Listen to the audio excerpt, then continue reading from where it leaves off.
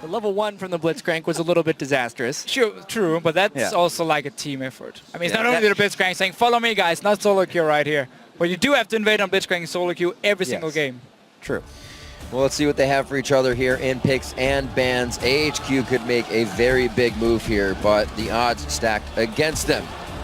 It's going to be the first one out. The question is Edward Gaming just going to ban Westor completely, Fizz, Zed, and maybe even Twisted Fate? And oh, no. No, whoa. they're not. They're not. Switching up here. Still, Zed is Westor's, one of Westor's many fantastic champions, and one of the champions he can snowball on. And one interesting thing why they ended up banning Lee Sin is Clearlove is not a major Lee Sin player during the regular season. It was not highly played whatsoever. Of course, the TF ban, though, which disappoints all the fans here from Westor. The cow gets taken out. A lot is left up to go through this game, actually. We get the tree for Koro. Maokai picked in. So Maokai has been picked by Koro twice already, because EDG has actually been blue side in every single game so far, and it's not been banned away. And Maokai in China is such a fantastic pick. Like, just in most regions, we do see Maokai as one of the top tier picks, but especially in China, because you are so strong in these team fights, because you can engage fights as well, makes you so strong. And I actually feel like it's a bit of a mistake that Koro can get it once again, but I know they have to ban Zillion if they want to play Zed, so... Giving him the safe lane, EDG, their early game safety, that already goes to the top lane. We'll have to see what AHQ can keep putting together. Clearlove and EU to pick. Based on the rest of the bans, they kind of had to give him Maokai. That's the problem, The Rise is potentially so more that's fearful. why I didn't ban Zed. I guess so. It's not a big pick in China, as you've pointed out many times. It's not, I mean, normally split pushing in China, it doesn't really happen. It's all about these team fights here, and Zed already has the problem. He's not super strong in team fights. He's extremely good in one-on-one and in split pushing, but it can be very hard to play team fights here. And I've never seen him play Zed before. 39 games, regular season playoffs and regionals, 0 Zed picks. He's a utility laner. Is this you telling Westor, I can beat you on Zed, even though I haven't played it He says, let's fight blades for blades. And actually, the Nidalee also getting locked in on the side of AHQ. First time through. Not a big surprise that we see the Nidalee against the Maokai because it's unbanned. It's something the Prides plays. Yes. As far as the Zed pick, though, Yu is known as a jack of all trades as far as mid laners go. Big champion pool.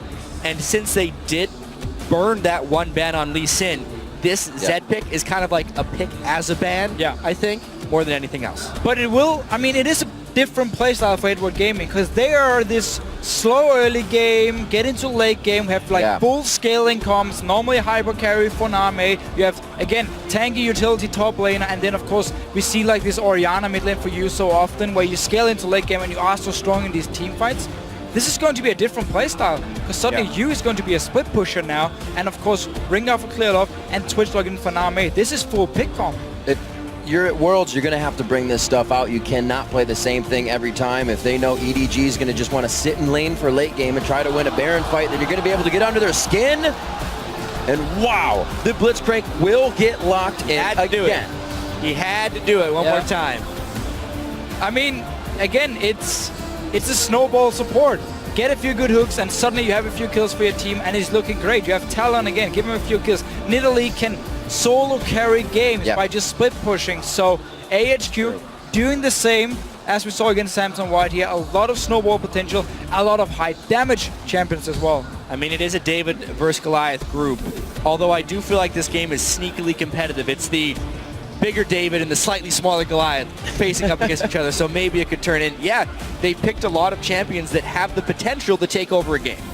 Yes, and again, EDG, different play style of different comp compared to what we normally see. Name and Twitch as well, it's one of his like best champions, but the way he actually plays it normally is he's the guy engaging team fights. Like, he's in the front line engaging the fight.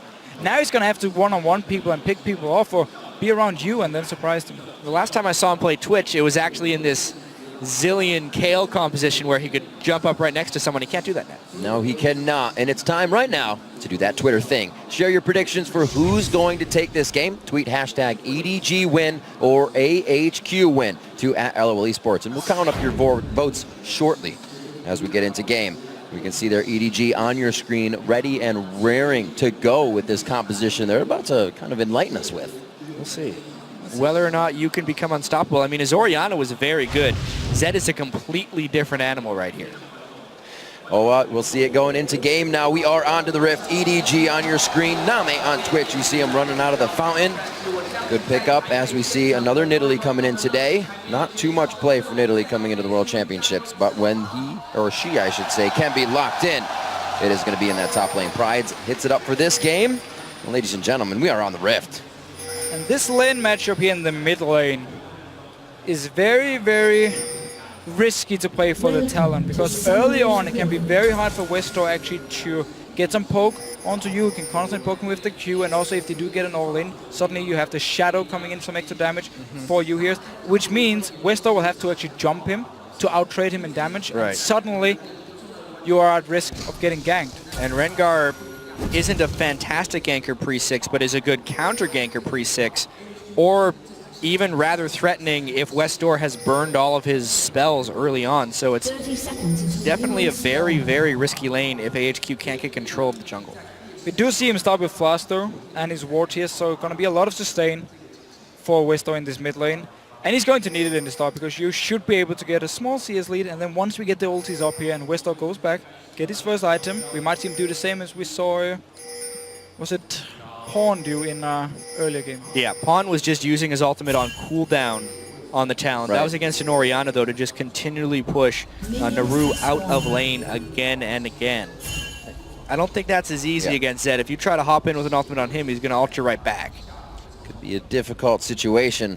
Well, we're going to love to see the fight between these two in the mid lane, hopefully with a little bit of jungle pressure as well. Speaking of that mid lane fight, there's one last thing we're going to mention here, even though it won't come into play right off the bat. Double assassins, and neither one of them are bringing a knight against each other. So it's very much an offensive lane. And Name's doing his Twitch thing. Yeah, here we seen go. this before. They don't have him hooked up with red buff this Great read time, by Westor, honestly. But yes, beautiful read. You kind of walked forward a little too soon there. Yeah, but AHQ have done their homework here, because when Name plays Twitch and there is a lane swap, AHQ started the lane swap themselves. Then he likes to go into this mid lane, he has stealth up, get a few hits on the enemy mid lane, and that could actually be enough to simply win the mid lane for you. It's like we get another lane swap coming into this game. A great mark there keeps Prides pretty safe here, as he has a bit of brush control for himself. FCCF doesn't want to have it or give him too much control over that. And we begin our laning phase. And Green Tea coming down here in a little bit to help out with the Prides. I still think it was a pretty good start there by AHQ. Because of the homework they did, Name was a little bit late getting to that bottom lane, and they did set up the lane swap. This allows Blitzcrank to potentially roam. Yeah, and also down this bottom lane, because Name and FCCF wasn't in the bot lane to actually freeze it up early on, it's been pushing now up towards AHQ, so Pride should be able to pick up some farm. That's really There's critical. no freeze because they went all in on the mid lane. However, because Blitzcrank has already shown in the bottom lane, Koro will be able to farm against Garnet Devil in that top lane, Maokai versus Lucian. Simply trading, then farm on the top laners. But you need the farm on Nidalee. That's the big deal about Nidalee when you do have these lane swaps. If she gets denied early on, she won't become the split pushing monster one-on-one. The fact she can actually get a lot of farm here is very important for AHQ. Unfortunate ward that Nas is sitting on top of. However, his presence alone is enough to deny Koro here. Ward or no ward. You're going to have to play this one slowly. Kind of taunting him out there. At this point, Nas knows he's sitting on a ward, but he doesn't care because he's using it to deny experience and try and give Garnet Devil a lead in that lane. Still a win situation for him, and he's going to be able to hug this one out cleanly. Not knowing where Rengar is right now, though, this could get scary, but he's going to be in base, so Nas has the good to go. But we have to talk about Krilov and his Rengar game we saw earlier. I wasn't too impressed either. I mean, Krilov for me is a jungler who's extremely strong in team fights and in terms of like counter ganking. But he's a guy who prefers to just sit and farm. In that case, Rengar would benefit him. But the ganks he did try to pull off in the game earlier today where we saw Edward Gaming, they weren't very successful, and I wasn't actually too impressed by his Rengar. I gotta say, Rengar is probably the most polarizing champion depending on who plays it, right? We've seen Insec on it so far in this World Championship, and it looked absolutely unstoppable. Yep. And we've seen some very lackluster Rengars. The champion is like that, though. He's very unforgiving for players who aren't exactly perfect on him or fall behind early. Let's see if Garnet Devil keeps himself out of a scary position here. Again, Clear Love coming in before 6. They're trying to get something going here for Koro in the top lane, and Clear Love himself. Best thing about this is he's maxed up his ferocity, so if he lands that first spell, they can lock him down for quite a long time. And he is not showing that he knows where he is. Ooh. Wow. Whoa. Okay, that was huge. Absolute that was huge. game sense. That's all it is. That is just a sixth sense of knowing where he could be. What a read. Beautiful. Even if it was as simple as Koro not throwing the saplings, he is now holding the lane. There's too much freeze. Something alerted Garnet Devil. Crazy Probably play just there. Koro's play. That's one really underrated thing about solo laners working with their junglers, not having any tells in lane, not over-baiting. At that point, it seemed like Garnet Devil saying, there's no way Koro would be playing this way if he didn't have backup, may as well check. Right, because Koro actually, just before Clearlove went to the top lane, he was trying to push out the lane one-on-one, but as soon as Clearlove showed himself for Koro, he started backing away, was hoping for Garnet Devil to step forward and hit him. He was like, yeah, you know what, why are you suddenly playing so passive? Are you actually baiting me? End up checking the bush. Doesn't take it as a sense of weakness, and he knows to keep himself safe. It's going to be a pickaxe buy for him on the first back. We're going to get these lanes swapped out. Looks like Prides is going to have himself a top lane now versus Koro. So pretty good lane swap here. Lane already too. No, but it's been a pretty good lane swap for AHQ in the sense they got farm on Italy. Now to get the one-on-one. AHQ trying to chase for kill here. Force a flash at least. Absolutely. Forces the flash underneath the turret. Twisted it down. Goes down. One more swipe. The coming out from Koro to stop the first blood. So close, but Pride's really knowing the damage here. Once you apply your passive with Nidalee, your Q all of a sudden does 33% more damage. Yep. And you're just jumping in there, almost killing him. And those Nidalee spears, though, they're so thin now. The slightest of side steps by Koro right there. Save his skin. Save his bark, really. Gets out of that one alive. 7 minutes coming up on the clock. We'll see what Prides can do to continue to mark his territory in the top lane. He does have it warded up. He'll be safe to return. Good invade now. No, or rather, not invade, but safety from Nas as you pushing up in mid. So, as we talked about like 5 minutes ago when we were setting up the lane here, in this mid lane, we talked about how you should be able to have the pressure. He's been doing a good job. 20 CS lead, forced West door back to base here. He did buy the Brutalizer now, so now we have to see if he wants to try and go aggressive onto you, but it's going to be extremely risky. Talon's not exactly a great pick against Zed matchup-wise. I mean, Prawley will definitely have his own version of how this mid lane matchup goes, but the Talon, in my experience in visualization, hasn't had huge amounts of success early against Zed. Westdoor is paying the price in the early game. 61 to 43. Brutalizer to Brutalizer as they're going neck to neck in that lane. FCZF starting to get some wards onto the Dragon now as they prep the first objective. Just a 300 gold lead is what separates these two teams, and it'll be quite a fight once we get the teleports coming in. Look at the first item here from Koro. Just going straight for Ninja Tabi, because on the side of AHQ, it's all physical damage here. I mean, you can just stack armor all day long for EDG, and normally when we see these like full physical comps, they really fall off late game because there's going to be so much armor on the other side of the team, it becomes so hard to actually kill a target. And that Maokai will be able to stack armor like no other. Even get late game. Plus, he kind of needed the Ninja Tabi to be able to run away from Prides a little bit faster. But they have to get to that late game for it to matter. Trying to close down on Clearlove, but he realizes people are exiting lane and he needs to exit the jungle as well. Nice arcane smash on the jump in to stop the pounce. Throws a little short on the ball. And that was very important because once again he had the passive on his head, he would take more damage, completely denies it, passive with off, and back to just standard farming. Down this bottom lane, Nama has actually been holding his own on this Twitch. Normally Twitch, I mean we did see the lane swap in the start, right?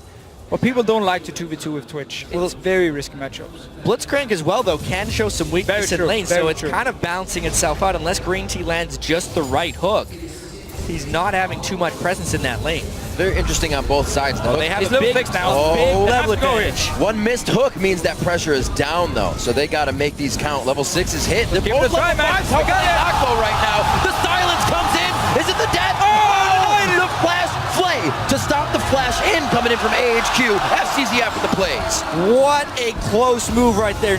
Name, again an EDG member in the early game, gets away with a sliver of health. Eventually AHQ is going to have to convert one of these kills or they're going to get countered. I don't know if we're going to see anything of a teleport here. No, it's no teleports coming in because the fight's actually on the teleport in the top lane. Another great arcane smash, but it was before the pounce. They start to execute, and they will take him down. First blood for Nas. But the Clearlove backs go and they're going to try to put Garnet Devil in it. Actually, he is supposed to be safe from it. Green team now trying to get the hook, but he gets hooked by FCCF. The cleanup in the bot lane coming in for EDG, and Clearlove gets 2 for himself. That is exactly the gank that EDG needed. Now Clearlove gets the 2 kills on Rengar to build whatever he wants. Plus, because of the double kill, they can take the dragon afterwards. EDG has survived the early game and made it to the team fight phase that they know and love with that play. We say a lot that EDG likes to wait. They can wait, but they're not afraid to make plays if they have a chance to. No, definitely not. And Clearlove here, with the gank down in bottom lane, because Nami was already taken so low from the fight beforehand, he knew that AHQ was going to stay at the tower and keep the pressure going. Walks in, whoa! Westo is dead. That's gonna hurt. No. Where's the Q? There's no pop. He got him. Whoa, yep. And he pulls the R, the ultimate shadow back for safety. Remember that Westor picked his Talon into Zed. He was already locked in by you, and he knew he was going to have a hard time early game. But now also end up giving a kill. Dragon as well for EDG. You have 2 kills on your Rengar. This split pushing machine you will become is going to be extremely scary, especially because Rengar can always join in and suddenly it's 2v1. Straight up solo cannot happen though in this game, especially with Westor trying to carry HQ out of this one. I have to go back to that bottom lane though, and one of the reasons Clearlove's gank was so effective. Nope. It's because when they went in, those flashes being burned preemptively were just so critical. It was just a perfect setup for a Clearlove gank. And that's why we said AHQ needs to be able to close out those kills or they're going to start getting countered. Ooh. Could have a big play here on Garnet. They actually pull an FCZF. He's going to take a few turret shots. No flash available because he gets silenced on that one. Garnet Devil a little too far out, and somehow they change it in their favor for EDG once again. So it was actually a very good thing for FCCF to be hooked here because he didn't have to use the flash. He got behind Garnet Devil all of a sudden. There was no flash on him. He could just flame, land the hook, and get the kill here. So EDG really showing up in this early game, and once again, because they are playing a bit of a different comp, we should expect them to be more aggressive in the early game. And I talked about Clearlove's Rengar before. He's looking pretty good so far. Hey, he had a little bit rough in the very early game, but because his first ultimate was so well executed, sometimes that's what makes or breaks a Rengar. The first ultimate they use at level 6. We were talking about the Rengar builds a little bit earlier. He does start to stack up that flare. He's not going to just sit on the Madrids for now. A lot of pressure towards this top lane. Nas throws down the ulti. He's going to get Clearlove. Clearlove's got full stacks. Uses the ferocity. It looks like they're going to be going in. That's the death mark going down, and Nas hits the floor. Prides over the wall with twisted advance. An unfortunate event, and he goes down as well.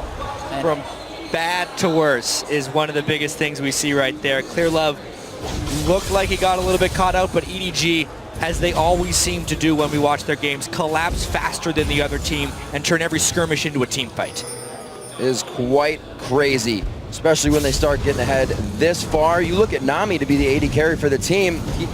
Hasn't have to be an AD carry or carry for the team. Everybody else is doing a great job right now. Clearlove coming up huge. We haven't even seen you start the split push yet if he wanted to. And it looks like EDG returned back to lane on both sides. Westor picking up blue buff here. Pink wards on the side of AHQ. Let's see where they start putting them. And look at the items here for Garnet Devil. Because he knows there's going to be so much action early on, seeing as EDG already has the lead and can just keep pressuring it, he actually decided to get a crit cloak, even though you normally want to have a BF sword and a pickaxe.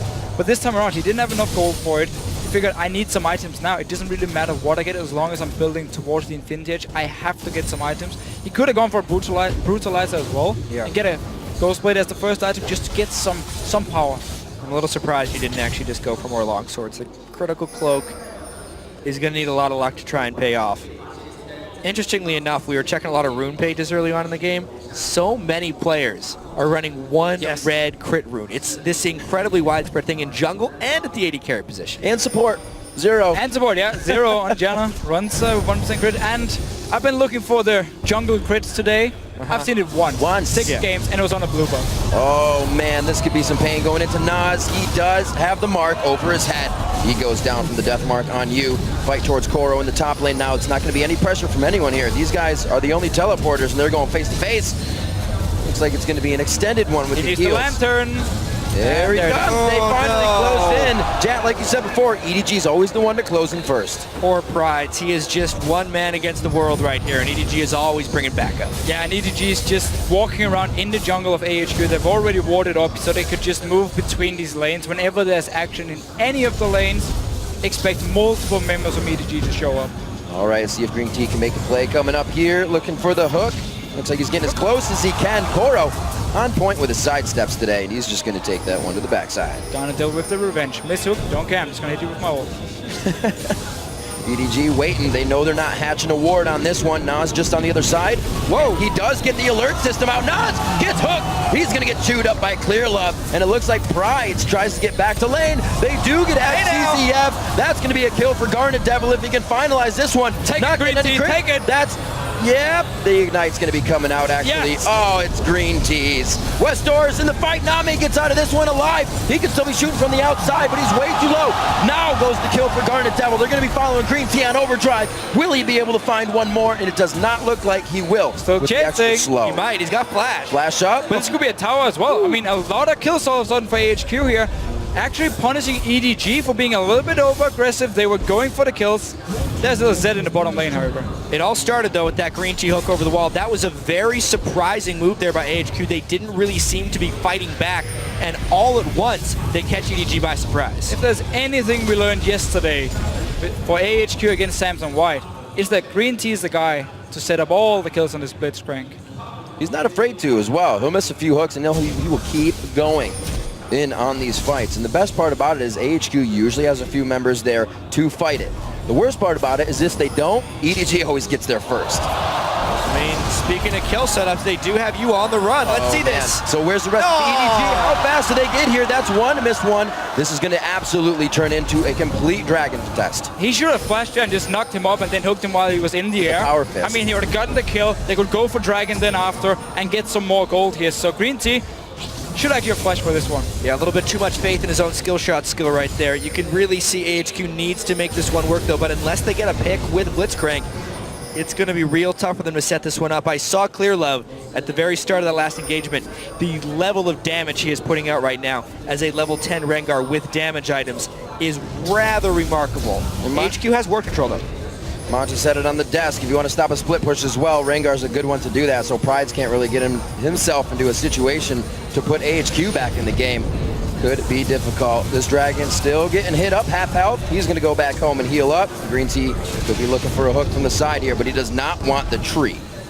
And look at Westler here on the minimap. He's constantly staying at the mid lane. He wants to flank around EDG, trying to get on Tsunami in the background. Here's the fight! Locks down Prides, gets hit up very early. No more heals can come from him. They shut down a bit of the utility, but EDG is now looking to keep themselves alive. To the outside goes Clear Love, but he's back into the fight with the rest of the team. Great focus coming around from AHQ, but they just cannot close down the health bars because EDG's got way too much damage. Where was the patience there by AHQ? They went when they did not have to go. They hooked a low health Koro, which just basically pulled them into the team because you could explode on them. And I believe Westdoor blew his full combo while sitting on an exhaust because he didn't want to wait longer time. And he couldn't really find a target. Again, he was staying at the mid lane. He wants to flank. He wants to get onto like Name or you maybe. Just try and burst one of the squishy targets. But he ended up actually walking in when the fight was almost over. Far and ahead already. Let's see this one more time. Green Tea didn't want that grab, but he was forced to pretty much make one. Yeah, Prides gets completely caught out while they're pulling the wrong target. This fight started on EDG's timeline. It was a really good box as well, but I mean, to burn 3/4 of his combo while sitting on that exhaust, if he waits that long to make it in anyway, at least wait until the exhaust is gone, and they could have gotten a few kills. Problem for him though was that his team were kind of already like either disengaged or already died, so he was gonna be the next target. So yeah, you can try and wait like for one more second, but do you really want to take the chance? Because if a hook had landed for FCCF, we would have been saying, why didn't he ult? EDG now 2 Blade of the Rune Kings finished to a point in the game where they love. Baron would be quite easy for them to do if they get the vision down necessary to get that done.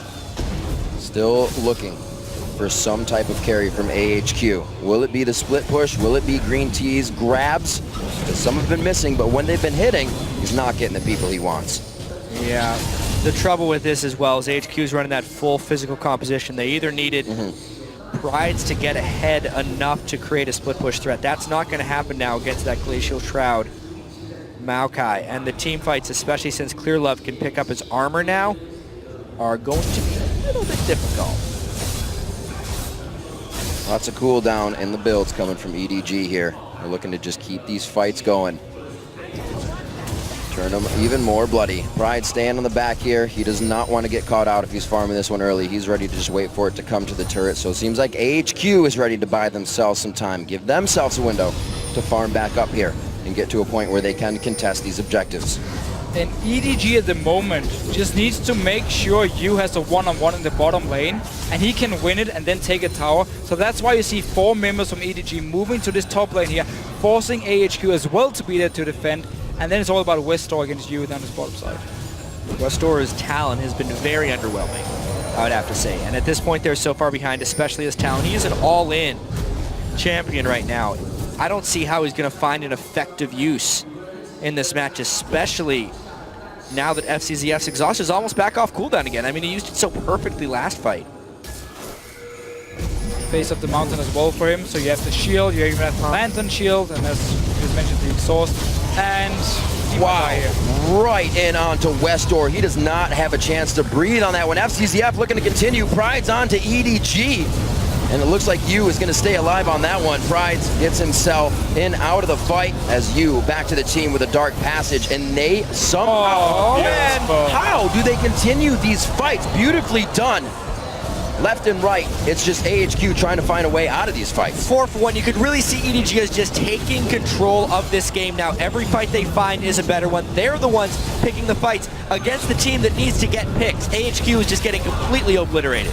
Everything they focus just disappears in front of their eyes and then reappears as the engage happens from EDG. It's looked perfect so far coming from them.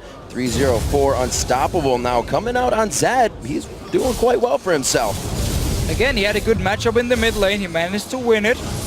Even killed Westor one-on-one actually in the lane. Right. Getting a top tower now. Got a bot tower earlier as well. I mean, the split pushing and starting. And as long as the rest of EDG can make sure they have control of the rest of the map. Let's just see it again. Crazy. Yeah, flash jump there from Koro, just setting up an easy kill for you. He actually took a fair bit of damage coming in there. And then Green Tea is the one who gets hooked to a retreating Koro who just ends up helping out with the initiation. At that point, EDG is just piling on everyone, collapsing and making a team fight. Although, that's a pick. Very nicely done. Something that may need here. Too late. So yeah, and again, it's also too early in the game to actually go for Baron here, even though you did manage to get a kill, and also it was just onto the support. So EDG managed to get a kill, but can't really do anything with it, other than place a few wards. This is going to be tough if AHQ gets pushed back to their base. Oh my gosh, not even in the base right now, and it's going to be EDG that finds a pick for themselves. AHQ cannot let these things happen. That is a ridiculously fed Rengar, I think is what we saw right there. He basically soloed the solo laner right there in Westor from stealth. Look out. A little bit out of hand on that one. As I was just saying, it's going to be tough for AHQ once they get pushed back to the turrets. Their wave clear is not immaculate, or not too great, I should say. And they're going to be pushed in quite hard. The Static Shiv trying to be built up by Garnet Devil to supplement that just a little bit. And again, right now, if EDG wants to, they can just split up in all the lanes. Send you in one lane. You have Koro as well. Like, put Koro in the bottom lane so you do have the Baron pressure where he can teleport up and join in. Have you push the top lane, and then you put Nami in the mid lane. He push out the wave, and then him and Clearlove together can just go to either top lane or the bottom lane and just find a pick. I mean, you can dive people, you can find them in the jungle because you have all the wards placed. There are so many possible picks for EDG here. You got a lot of options when you got a 10,000 gold team. And it works out, especially when you're so far ahead. If Clearlove doesn't get the engage he wants, he just finds a dark passage from FCZF. They're out, and they try it again. So I'm just going to think about the group as a whole right now, because everyone expects Samsung White and EDG to make it out of this group. AHQ needs to pull off an upset to be able to come back out of this one. They're going to be sitting at 1-2. Based on what happened against Dark Passage, they're probably going to beat them again. Right. The thing that AHQ needs to be asking themselves during this game is, where are the windows for us to beat EDG the next time they play? Because that's all they need if they want to be able to come out of this group. Slow pushes into that bottom lane now. Trying to get this down so EDG can get themselves a nice Baron attack. Oh my gosh, on to Westdoor. Oh, Definitely going to have to be a better lane matchup if they want that face-off to go any better, chat. This is going down way too in favor of EDG. A good pickup there by AHQ, though. right, but it's also just because everything has gone horribly wrong for Westdoor in this game. I mean, it's just getting worse and worse. Zed can just snowball out of control here. EDG not able to get a tower. Oh, Green Tea with the flash. Yeah, as you said, just a horrible game for Westdoor. Everything going against him. He got chased down. They were able to collapse, but they still lost a lot of turret pressure. To get back to their windows of opportunity, though, they still have some individual playmaking, but you can see they might actually be pushing a little bit too hard and going a little bit too far in that sense. I think you need a playmaker. Don't make every single player the guy who would try and solo carry the game, because then you don't actually have any team cohesion, and that's really hurting them in this game, I think. And it's really been a problem if you look at like picks and bans, how every single team going into the games against AHQ can say at least 2 of our bans will go to Westdoor. And then if you pick the third, like assassin out of Zed, TF, and obviously Fizz, I don't think we should call TF so much of an assassin, but still, one of his like main picks where he can actually carry games, it becomes impossible because the rest of the members on AHQ, they don't pull any bans, at the moment at least. Right. So there's too much focus on Westdoor, meaning he has to pick something like a Talon and just try and carry the game. And was he trying to replicate today, right? He's only really played Talon once in the 23 games of their season, so to come out and say, maybe we can just keep that pressure on using my ultimate every minute, did not really work out for him. So they're definitely reaching and grabbing for a few of those things, like you said, that they're looking for. Oh, here we go, another Rengar. He showed that pink ward. It's done for. I actually do have to point out, though, again, because they played so many games during the regular season, and he just never played the Zed. That's too showing the depth of his actual champion pool, because he's played very well on Zed.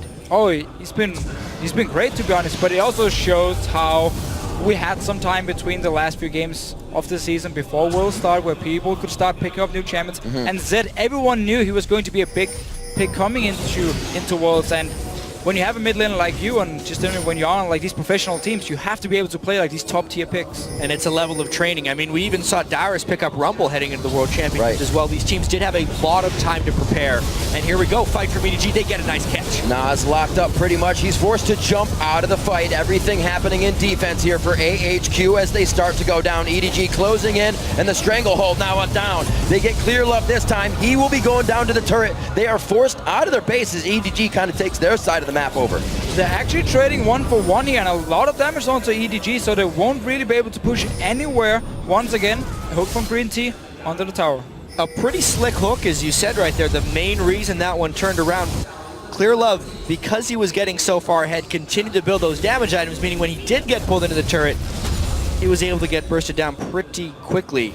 So a little sigh of relief from AHQ there. That was a great ultimate by Westdoor. He did a ton of damage to the team. It's the main reason EDG had to back out. This could be one of those windows. Give them a time to breathe. AHQ could possibly set up their wards. They definitely have to clear the plethora around Baron Pit right now that EDG has. So if AHQ can get themselves into position, you can definitely start to whittle away at this gold lead that EDG has right now, around 11,000. It's going to be tough. We still have a lot of time to go in this game, according to what stands in the base of AHQ.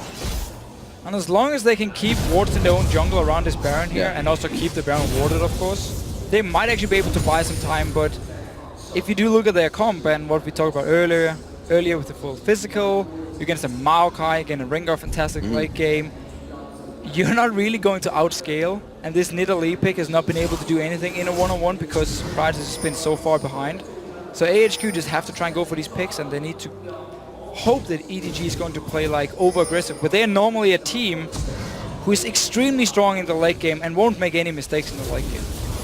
Right, even if they're looking like they're doing a big dive, which they're willing to do, it's usually much more calculated than the other teams in China for sure. That's definitely their big strength.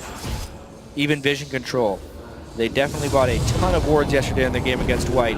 This one, however, they're going to be walking through that one ward. Nas got to run Kill that fast pink ward again. Yes, 2 ultis, 2 pink wards. That's efficiency right there. 2 ultis, 3 pink wards, perhaps. They need to get a little bit better vision control. They realized that one gets spotted out. They do have the 4 sweepers, but they need to get some more forward pink wards, actually. FCZF probably needs to move his a little bit further up if they want to get full control and continue to press around this Baron pit. You can see they're pretty risk-averse with the objective fights. They want it out of the objective. They want their pick. Why don't they just go top lane at the moment? I mean, they have wards to spot AHQ. The top lane is pushing in, and this mid lane wasn't pushing. If you go like 20 seconds ago, they got to rush straight for top lane, picked up a tower instead. Starting the Baron now. They're forcing AHQ into a team fight. Blitz in Italy without a setup isn't necessarily a great fight. They still need to get a catch of some type, though. It's on FCZF since Clearlove's ultimate is down. Ooh. FCZF throwing on face of the mountain. He thought he was going to be grabbed by Green Tea, but he's not liking to grab any of the non-priority targets right now. I think he's got it in his head that he's zeroing in on Name, trying to make sure Clearlove gets locked out and really peel for Garnet Devil here. What will they be able to do? It's looking pretty grim. And they need ulti ready for Clearlove first. I mean, we've seen 2 being used already. Only managed to get some pink wards, couldn't actually get onto anyone else from AHQ, and because there's no cooldown reduction for Clearlove, it does take a while for him to get ulti ready. Now it's up and they're going for it. The teleport coming in from Koro, and he gets right onto Garnet Devil. That's going to be a lockdown from you, and they just surprise AHQ by showing up behind him and starting the party. Just a devastating fight. Home guard teleports. That's one way of getting in behind the team. They had the war control. HQ was trying to control the Baron, and they got wrecked. Over the wall we go. Clearlove says, hang on, I'm going to try. Make sure nobody else comes from this side. I'm looking for Westdoor. We're looking for Nas right now. 1v5? It's like they get him. Westdoor goes in a little early. Yeah. Nas on the other side. Is he going to try to do much? It looks like he's just going to hang out on the red buff for now. No vision to see. Again, you have Exhaust here. You have the Lantern Shield as well. You have Face of the Mountain. It is so hard for Westdoor to actually find a target. They're all trying. Everyone on HQ is trying their own version of the 1v5 right now. They're all thinking pentakill. It's called Gladiator. But it doesn't quite work out that way. Go in and see if you can come out alive. That's so just far, desperation not working. speaking. Absolutely. Total desperation. Trying to do what they can. The timer's still relatively low, but it's really not something that's in their favor. They're still dead. It's still EDG picking things up, and they are starting to run amok on the map. Let's see this one more time. Whoop. It was that fast. That was the forest. Anyway, here's the fight. And it's just a beautiful setup with the teleport in behind them. And as soon as you lock down just one target, the rest of EDG can follow up and get all the kills. First pick Maokai. Definitely paying off for them right here. It is such a good pick for EDG. They love to team fight. You get hard engaged.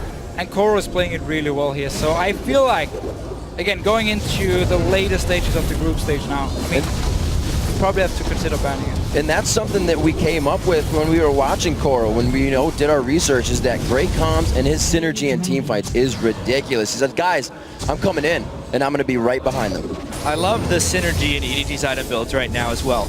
Triple Randwin's Omen against the full physical team. Also triple Ghost Blade because they want to take down those targets. I love you so much, Green Tea. Oh my god. Yet another one. I mean, that was beautiful. It was a really nice hook, knowing where they're going to be coming for the setup. The boom boom blitzcrank, getting in the good shots when they count, but man, is it too little, too late. EDG is looking to pressure this bottom turret now with Baron on hand. It's going to be pretty tough for AHQ to defend. And this game, I mean, even though EDG has been so far ahead, they've not been able to take down the towers really because, again, they don't have a comp to siege. Yeah. Twitch is probably the worst AD carry, or one of the worst to do it. Zed, of course, you can't really do it with him. Which means EDG has just been looking for the picks, and every time they got a pick, either they could, I mean, they've been able to take like 1 or 2 towers off it, but that's been it. Well, they've definitely been able to take a substantial gold lead as well. And the objectives that aren't turrets. Many dragons, many barons, many blue buffs. Pink wards. Yeah, many pink wards. I think it's a matter of time. They have a whole bunch of armor. For sure. That is building up there. 2 frozen hearts, doesn't hurt. Yeah, frozen heart on FCCF. Not gonna be doing too much damage to either the top lane or the support right now. And then you have everybody diving in, pretty much zeroing you out instantly. They're not even building armor past those Randuins. They don't need it. So far ahead in this game right now, 62.8 thousand to 46. This is where they need to close it out though. Teams this far ahead need to start definitively closing out games because they get caught like this. Can EDG close in though? Maelstrom keeping a lot of damage off of Koro right now. He is huge. A very, very scary tree right now. I mean, that's what happens when a Maokai can itemize only one main resistance because he's such a tanky beast already. You give him more efficiency with those tank stats and he will become that big. Garnet Devil only facing you on that one. Keep himself alive, has to flash out of that, so it's not going to be as safe the next time they get the engage. FCZF on the front line takes a bit more damage than he wanted to. But Koro can stand there, so he's going to be the front line for the team, taking the culling as well. That'll be regened nicely by Baron. Remember, there's no ult for you here, so if AHQ wants to fight, this is the time. Just try and go for it. Hope the Zed can do anything in the fight. In the end, though, EDG managed to disengage. The ulti is ready fairly soon, and then it's up to them to go for the kills. Green Tea does have his flash up. I'm ready for the hook. Just waiting for it to come in. I mean, what are you going to hook him into? Your inhibitor? The inhibitor's not going to help. Prize gets caught. Gotta try something. Then next to the Nexus turrets now. He does get Koro, though. Not the one he wanted. And it looks like they're going to be able to get the inhibitor. That is you all the way to the back line on the Garnet Devil. And he does get the E hit as well to add the extra damage. Cancels him out. And it looks like it's going to be the Nexus for EDG. When it's all told, even though they weren't able to siege that well, it's still just 36 minutes. They definitely got a whole bunch of kills. And they close out AHQ. 28-10, 36 minutes into the game. A beautiful game for Clear Love on Rengar.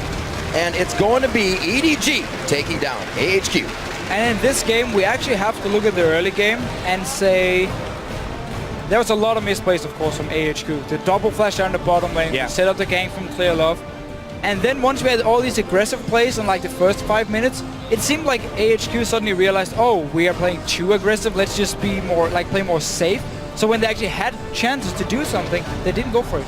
And AHQ had the game under control until that bottom lane misplay, right? They were not able to close the kill. Clearlove capitalized, and once Clearlove got going, he's such a good team fight initiator and pick catcher once he gets a little bit of farm that he was able to end the game on that way. Right, and again, I'm thinking back to Green Tea when he's chasing you and Zed. He has the chance to actually flash, knock him up, kill him, get a dragon for his team and almost even out the gold.